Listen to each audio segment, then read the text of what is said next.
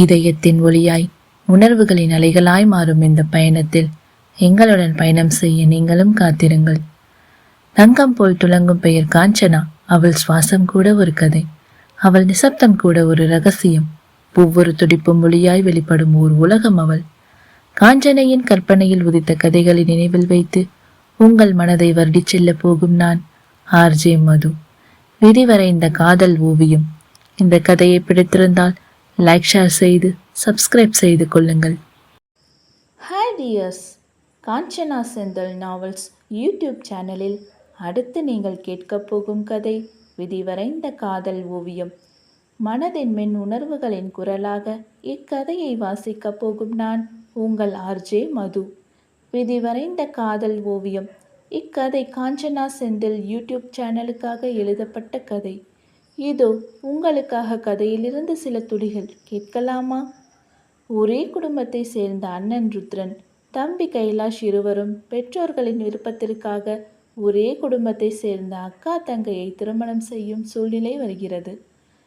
ருத்ரன் அவர்கள் கிராமத்தை சேர்ந்தவர்கள் என்பதற்காக திருமணத்திற்கு சம்மதம் சொல்லாதவன் தன் தந்தையின் வற்புறுத்தலால் கடமையே என்று அந்த கிராமத்திற்கு செல்கிறான். ருத்ரன் செய்த காரியத்தால் இரு குடும்பத்திலும் பல குழப்பங்கள் வருகின்றன. பெண்களை பெற்றவர்கள் இந்த திருமணம் நடந்தாக வேண்டுமா என்ற மனநிலைக்கு தள்ளப்படுகின்றனர். அதையும் மீறி அவர்கள் திருமணம் நடக்குமா? பார்க்கலாம். காதல் 7. அனைவரும் அங்கே நடப்பதை தடுக்க முடியாமல் அதிர்ச்சியில் நிற்க, அந்த நேரத்தில் சத்தமிட்டு சிரித்த ஈஸ்வரனை அனைவரும் வினோதமாக பார்த்தனர். ருத்ரன், ப்ளீஸ், நீங்க என்ன செய்றீங்கன்னு புரிஞ்சுதான் செய்றீங்களா? என்னை விடுங்க முதல்ல. விட முடியாது குழலி. நான் கேட்குற கேள்விக்கு பதில் சொல்லு. என்னை பார்த்தா உனக்கு என்ன பைத்தியக்காரமா தெரியுதா என்ன? அச்சோ, வலிக்குது, விடுங்க ப்ளீஸ் என்றவள் சுற்றி இருப்பவர்களை பார்த்து அவமானத்தில் கூனி குறுகினாள். ருத்ரன், அவன் மேலே இருந்து முதல்ல கையை எடுங்க. இதில் என்ன உங்களுக்கு சந்தேகம்?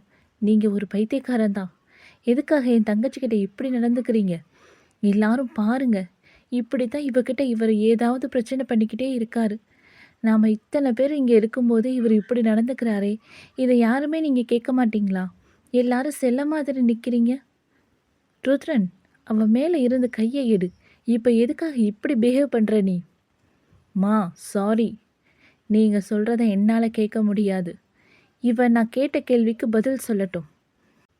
குழலி எதுக்காக பதில் சொல்லணும்? நான் தான் சொல்லிட்டேனே, நீங்கள் ஒரு பைத்தியக்காரன்தான். ஏய், உன் வாய் அடங்கவே அடங்காதா? டேய் கைலாஷ், அவளை இங்கேருந்து அழைச்சிட்டு போடா என்று கர்ச்சித்தான் ருத்ரன்.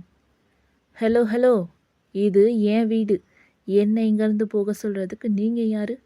உங்களுக்கு இவ்வளவுதான் மரியாதை. அவளை விடுங்க முதல்ல. அச்சோ, என்ன எல்லாரும் வேடிக்கை பார்க்குறீங்க? என்னங்க, ஏதாவது பண்ணுங்க. அண்ணி, உங்கள் பிள்ளை இப்படி பண்ணுறது சரியில்லை. பாவம் என் பொண்ணு எப்படி அலறா பாருங்க என்று பதறினாள் தனலக்ஷ்மி. சதாசிவம் அவர்களை நெருங்க அவரின் முகம் தணலாய் தகிப்பதை பார்த்த பார்வதி என்ன செய்வது என்று தெரியாமல் நின்றவர் தன் கணவரை பார்க்க ஈஸ்வரன் கை கட்டி கொண்டு வேடிக்கை பார்த்து நின்றார். இவர் ஏன் இப்படி நிற்கிறாரு? அச்சோ, அப்பா பிள்ளை 2 பேருக்கு என்னாச்சுன்னே தெரியலையே என்று நினைத்தவருக்கு சடுதியில் ஒரு எண்ணம் தோன்ற அதை நிறைவேற்றவும் செய்தார். விஸ்வநாதன் ருத்ரனின் மேல் கோபம் கொண்டவர் அங்கிருந்து நகர அவரின் எண்ணம் புரிந்த ஈஸ்வரன் அவரின் கைப்பிடித்து தடுத்தவர் கண்மூடி அமைதி காக்கும்படி கூறினார். என்னடா பண்ற நீ? உன் பையன் என்ன பண்ணுறான்னு உனக்கு புரியுதா இல்லையா? கொஞ்ச நேரம் எனக்காக அமைதியாக இருடா ப்ளீஸ் என்றதும் தன் நண்பர் எதையும் மனதில் வைத்து கொண்டுதான் அமைதியாக நிற்கிறான் என்று புரிந்து கொண்டவர் பல்லை கடித்து கொண்டு அமைதி காத்தார்.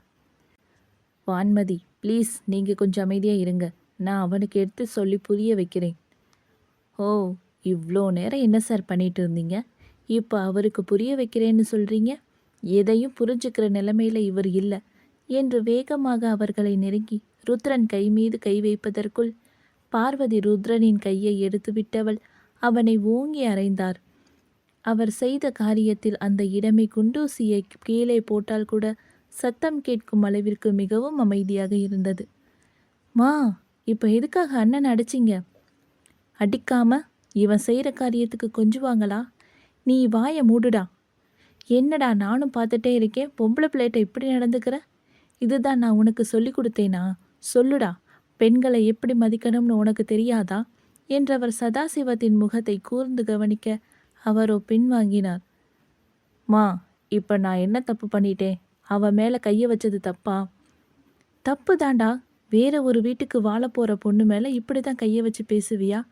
பொண்டாட்டியை கூப்பிட்ற மாதிரி கூப்பிட்ற? இது என்னடா பழக்கம்? மா, இவ மேலே கையை வைக்கிற உரிமை எனக்கு மட்டும்தான் இருக்கு. ஆமாம், இவ என் பொண்டாட்டி தான். அதனால தான் நான் அவளை உரிமையாக கூப்பிட்றேன். போதுமா? பூங்குழலி அதிர்ச்சியுடன் அவனை பார்த்தவள் தேம்பிக் கொண்டே தரையில் சரிந்து அழுதாள். பாக்கியலட்சுமி வாய் மீது கை வைத்து அதிர்ச்சியில் நிற்க, ரைட்டு, ஜோலி முடிஞ்சு போ என்று பெருமூச்சு விட்டான் கைலாஷ். தம்பி, நீங்கள் என்ன சொல்கிறீங்க? அவள் கல்யாணம் ஆகாத பொண்ணு, ஒரு வீட்டுக்கு வாழ போகிறவ. அவளை போய் உங்கள் பொண்டாட்டின்னு சொல்கிறீங்களே, இதை நான் உங்ககிட்டேருந்து எதிர்பார்க்கவே இல்லை தம்பி என்றார் விஸ்வநாதன். அங்கிள், உங்கள் யாருக்குமே எதுவுமே புரியலையா என்ன? புரியலடா, புரியும்படி சொல்லித் தொலை. மா, எனக்கு பூங்குழலியை ரொம்ப பிடிச்சிருக்கு. எங்கள் 2 பேத்துக்கும் கல்யாணம் பண்ணி வைங்க என்று அனைவருக்கும் அதிர்ச்சி கொடுத்தவன், குழலி அழாதடி, நீ இப்படி அலறதை என்னால் பார்க்கவே முடியல என்று அவளின் பக்கத்தில் அமர்ந்து அவள் தோள் மீது கை வைக்க அவனின் கையை தட்டிவிட்டாள் பூங்குழலி. அச்சச்சோ கடவுளே, என்னடா பேசுகிற நீ? பெரியவளை பொண்ணு பார்க்க வந்துட்டு சின்ன பொண்ணை கட்டிக்கிறேன்னு சொல்கிறியே, இது எப்படிடா நடக்கும்? மா, எனக்கு யாரை பிடிச்சிருக்கோ நான் அவளை தானே கல்யாணம் பண்ணிக்க முடியும். அது சரி, உங்களுக்கு பிடிச்சிருந்தா போதுமா? ஏன் தங்கச்சிக்கு உங்களை பிடிக்க வேண்டாமா? அவளுக்கே பிடிச்சாலும் சரி, நீங்கள் அவளுக்கு பொருத்தமான ஜோடி கிடையாது. நீங்கள் நினைக்கிறதெல்லாம் நடக்கவே நடக்காது. என்ன, உன்னை நான் கல்யாணம் பண்ணிக்க மாட்டேன்னு சொன்னதும் பொறாமையில் பொங்குறியா? நீ என்ன சொல்கிறது? நான் இவளை தான் கல்யாணம் பண்ணிப்பேன். அதெல்லாம் யாராலையும் தடுக்க முடியாது. யாரு, நான் பொறாமையில் பொங்குறேனா? உங்களையெல்லாம் எந்த பொண்ணுமே கல்யாணம் பண்ணிக்க மாட்டா. பாடுறா, உன் தங்கச்சி என்ன தான் கல்யாணம் பண்ணிப்பா, பார்க்குறியா? பார்க்கலாம் பார்க்கலாம். வீண் பகல் கனவு காணாதீங்க. போதும், நிறுத்துங்க. இதுக்கு மேலே யாரும் பேசாதீங்க. ஈஸ்வரன் மாமா, நீங்கள் என்ன இவ்வளோ அமைதியாக இருக்கீங்க? இங்கே நடக்கிறதெல்லாம் பார்த்தாலே எனக்கு தலை சுற்றுது. உங்கள் பையன் நடந்துக்கிற விதம் கொஞ்சம் கூட சரியில்லை. உங்கள் முகத்துக்காக மட்டும்தான் நான் அமைதியாக போகிறேன் என்றார் சதாசிவம். சதாசிவம், டென்ஷன் ஆகாத. நடக்கிற எல்லாமே நன்மைக்கு தான். விஸ்வநாதா, சதாசிவம், உங்கள் சின்ன பொண்ணை என்னுடைய பெரிய பையனுக்கு கட்டி கொடுக்க உங்களுக்கு விருப்பமா என்று கேட்டாரே பார்க்கலாம். ஈஸ்வரா, நீ என்ன சொல்கிற? உன் பையன் தான் அப்படி சொல்கிறானா, நீயும் பொண்ணு கேட்குறியே? இங்கே பாரு விஸ்வநாதா, நான் என் பெரிய மகனுக்கு உன்னுடைய பெரிய பொண்ணை கேட்டேன் தான், இல்லைன்னு சொல்லலை. ஆனாலும் யோசிச்சு பார்க்கும்போது ஒரே குணத்தை கொண்ட 2 பேரும் கல்யாணம் பண்ணிக்கிட்டு வாழ்ந்தா அவங்க வாழ்க்கை நல்லா இருக்கும்னு எனக்கு நம்பிக்கை இல்லை. அப்போதான் எனக்கு ஒரு விஷயம் தோணுச்சு. பூங்குழலிக்கு பெரிய பையனை கட்டி கொடுக்கலாமான்னு யோசித்தேன். ஆனாலும் இவன் பூங்குழலி பேச்சை எடுத்தாலே டென்ஷன் ஆனான். அதனால் பூங்குழலியை இவனுக்கு பிடிக்காதுன்னு நினச்சேன். ஆனால் திருட்டு பையன் இப்படி உன் பொண்ணுக்கிட்ட விழுந்துருவான்னு நான் எதிர்பார்க்கவே இல்லை என்று சிரித்தார். என்னங்க, நீங்கள் என்கிட்ட கூட இது சொல்லலையே? சொல்லலான்னு தான் நினச்சேன் பார்வதி. ஆனாலும் நம்ம பையனுக்கு விருப்பமில்லாத கல்யாணத்தை எப்படி நடத்தி வைக்கிறதுன்னு யோசித்து விட்டுட்டேன். அண்ணா, சொல்கிறேன்னு தப்பாக எடுத்துக்காதீங்க. ருத்ரன் தம்பி கொஞ்சம் கோபக்காரராக இருக்காரு. எங்கள் பொண்ணு பூங்குழலியும் ரொம்ப அமைதியானவ. யாரிடமும் குரலை கூட உயர்த்தி பேச மாட்டா. எனக்கு அதை நினச்சாதான் பயமாக இருக்குது என்றார் பாக்கியலட்சுமி. பாக்கியம், என் பையன் கோபக்காரர் தான், ஆனால் கெட்டவன் கிடையாதுமா. நீ வான்மதி மாதிரியே பேசுறியே, அதுதான் எனக்கு கஷ்டமாக இருக்குது. எங்கள் வளர்ப்பு பற்றி உனக்கு தெரியாதா? அச்சச்சோ அண்ணா, நான் தப்பாக சொல்லலை. இவ பூஞ்ச மனசுக்காரி, சத்தமாக பேசினா கூட தாங்க மாட்டா. அதுக்கு தான் யோசித்தேன். அத்தை ப்ளீஸ், என்னால் பூங்குழலி இல்லாமல் வாழ முடியாது. நான் இவளை உயிருக்கு உயிராக விரும்புகிறேன். இத்தனை வருஷமாக நான் இவளை வெறுக்கிறேன்னு என்னையே நானே ஏமாற்றிட்டு இருந்திருக்கேன். இங்கே வந்து பார்த்ததும் என் மனசில் குழலி பதிஞ்சிட்டா. ப்ளீஸ் அத்தை, எங்களுக்கு கல்யாணம் பண்ணி வைங்க. நாங்கள் சந்தோஷமாக இருப்போம். நான் ஒருபோதும் அப்போ மனசு கஷ்டப்படும்படி நடந்துக்கவே மாட்டேன். என்னை நம்புங்க அத்தை. தம்பி, நீங்கள் சொல்கிறதெல்லாம் சரிதான். ஆனாலும் பெரிய பொண்ணு இருக்கும்போது எப்படி நாங்கள் சின்னவளுக்கு கல்யாணம் பண்ணி வைக்க முடியும் என்று கேட்டார் தனலக்ஷ்மி. சித்தி, இவருக்கு நம்ம குழலியை கொடுக்கறதுனே முடிவு பண்ணிட்டீங்களா? அதெல்லாம் முடியாது. இந்த கல்யாணம் நடக்கக்கூடாது. அடியே, கொஞ்சம் அடங்குடி. நல்ல விஷயம் பேசும்போது தடங்கல் பண்ணாத. அம்மா, என்னம்மா? நீ தானே சொன்ன நம்ம குழலி அமைதியான பொண்ணு, அவருக்கும் இவளுக்கும் பொருத்தம் இருக்காதுன்னு சொன்னியே. பொருத்தம் இருக்காது நான் எங்கடி சொன்னேன்? அவர் கோவப்பட்டா இவ தாங்க மாட்டான்னு தான் சொன்னேன். அண்ணா, நீங்கள் சொல்கிறதும் சரிதான். எனக்கும் இந்த கல்யாணத்தில் விருப்பம்தான். என்னங்க, நீங்கள் என்ன சொல்கிறீங்க? நானும் அதை தான் யோசிச்சுட்டு இருக்கேன். எனக்கும் விருப்பம்தான். சதாசிவம், நீ என்னடா சொல்கிற? எனக்கு என்ன சொல்கிறதுனே தெரியல. இவர் நம்ம பொண்ணுக்கிட்ட நடந்த விதம் எனக்கு பிடிக்கல என்று முகத்தை சுளித்தார் சதாசிவம். ருத்ரன் அவரின் கைப்பிடித்து, மாமா ப்ளீஸ், என்னை பொறுத்த வரைக்கும் எனக்கும் அவளுக்கும் நான் அவளை பார்த்த அன்னைக்கே கல்யாணம் ஆகிடுச்சு.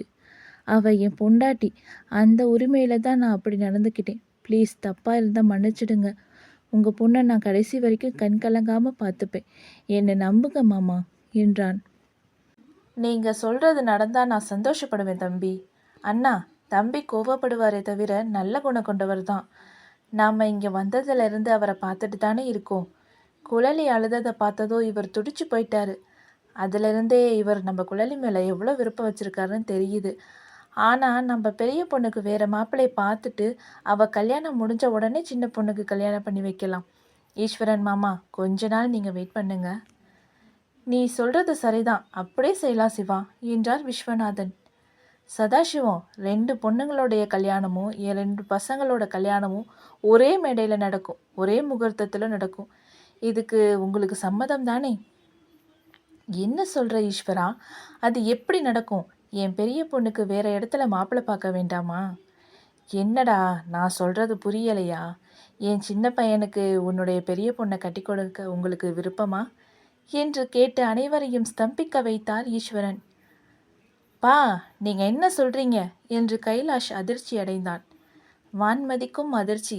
இருந்தாலும் கைலாஷ் பதில் என்னவாக இருக்கும் என்று அவனை அவளோடு பார்க்க அவனின் இந்த செயல் அவளை வேதனையடைய செய்தது. என்னடா, அதிர்ச்சியா இருக்கா? இவளை நான் கல்யாணம் பண்ணிக்க மாட்டேன்னு சொல்லும்போது என்னை என்னெல்லாம் சொல்லி சமாதானப்படுத்தின. இப்போ உனக்குன்னு வரும்போது யோசிக்கிறியா?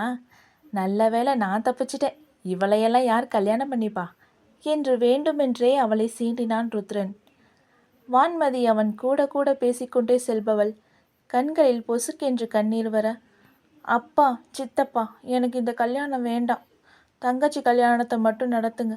நான் கடைசி வரை உங்கள் கூடவே இருந்துடுறேன். யாரையும் கட்டாயப்படுத்தி எனக்கு கல்யாணம் பண்ணி வைக்கணும்னு நினைக்காதீங்க. வான்மதி, உனக்கு என்னம்மா குறை? நீ தான் எங்கள் வீட்டு சின்ன மருமக. சாரி மாமா, உங்கள் சின்ன பையனுடைய வாழ்க்கையை நீங்களே குழி தோண்டி புதைச்சிடாதீங்க என்றவள் உதடு துடிக்க கண்களில் கண்ணீர் வலிய கைலாஷை பார்த்து கொண்டே கூறினாள். இதுவரை எதற்கும் அழாத தன் மகள் அழுவதை பார்த்து பெற்றவர்கள் பதறிப்போய் நின்றனர். ஏண்டா, உனக்கு எப்போ என்ன பேசணும்னே தெரியாதா? அறிவு கெட்டவனே என்று ருத்ரனை முதுகில் அடித்தார் பார்வதி. மா, நான் அவளை எப்பயும் போலதாம்மா கிண்டல் செஞ்சேன். சீரியஸாக எடுத்துப்பா நான் நினச்சி கூட பார்க்கலம்மா. அத்தை, மாமா, என்னை மன்னிச்சிடுங்க. உங்கள் பெரிய பொண்ணு கொஞ்சம் வாய் பேசுவாளே தவிர அவள் ரொம்ப நல்ல பொண்ணு. மனசில் எதுவுமே வச்சுக்க மாட்டான் என்றவனை பார்த்த வான்மதி கசந்த புன்முறுவலை உதிர்த்தாள். போதும், நிறுத்துங்க. எங்கள் அக்காவை பற்றி பேச உங்களுக்கு யார் ரைட்ஸ் கொடுத்தா? அப்பா, பெரியப்பா, எனக்கு இந்த கல்யாணத்தில் விருப்பம் இல்லை. என் அக்காவை கஷ்டப்படுத்துகிற இவர் கூட என்னால் வாழ முடியாது. என்னடி விளையாடுறியா? தம்பி தான் விளையாட்டுக்கு பேசினதான் மன்னிப்பு கேட்டுட்டார்ல. எதுக்கு எடுத்தாலும் இப்படி உங்கள் அக்கா மாதிரி அடம்பிடிக்காத. இந்த கல்யாணம் கண்டிப்பாக நடக்கும் என்றார் தனலக்ஷ்மி. அம்மா சொல்கிறது சரிதான் குழலி, நாங்கள் எல்லாத்தையுமே பார்த்துக்கிறோம். நீ கவலைப்படாமல் இரு என்ற பாக்கியலக்ஷ்மி. தம்பி கைலாஷ், உங்களுக்கு என் பொண்ணை பிடிச்சிருந்தா கல்யாணம் பண்ணிக்கோங்க. இல்லைனாலும் பிரச்சனை இல்லை. நாங்கள் அவளுக்கு வேறு மாப்பிள்ளை பார்த்துக்கிறோம். வான்மதி அழுது கொண்டே நின்றது மன கஷ்டத்தை கொடுக்க. அத்தை, எனக்கு ஒரு நாள் டைம் கொடுங்க.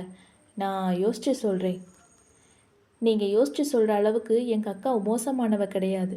நீங்கள் எங்கள் அக்காவை கல்யாணம் பண்ணிக்க வேண்டாம். நானும் உங்கள் அண்ணனை கல்யாணம் பண்ணிக்க மாட்டேன் என்று தடாலடியாக கூறினாள் குழலி. பெரியவங்க இருக்காங்கன்னு பார்க்குறேன். கண்டிப்பாக நம்ம 2 பேருடைய கல்யாணமும் நடக்கும். உனக்கு விருப்பம் இல்லைனாலும் நீ இதுக்கு சம்மதம் சொல்லி தான் ஆகணும் என்று கூறினான் ருத்ரன். என்ன ஓவரா பேசுறீங்க? என்னை பிடிக்கல சொன்ன நீங்க இந்த வீட்டை விட்டு போயிட்டே இருக்கலாம். என் தங்கச்சிக்கு உங்களை பிடிச்சிருந்தா கண்டிப்பாக இந்த கல்யாணத்துக்கு நான் ஆதரவு தெரிவிச்சிருப்பேன். அவளுக்கு பிடிக்கலை என்ற போது அவளை எதுக்காக நீங்கள் தொந்தரவு பண்ணுறீங்க? உங்களுக்கும் உங்கள் தம்பிக்கும் வேறு இடத்துல உங்கள் வீட்டில் பொண்ணு பார்ப்பாங்க. கிளம்புங்க என்று கத்தினாள் வான்மதி. கைலாஷ் புயலென அவளை நெருங்கியவன் அவளின் கைப்பிடித்து உள்ளே அழைத்து சென்றான்.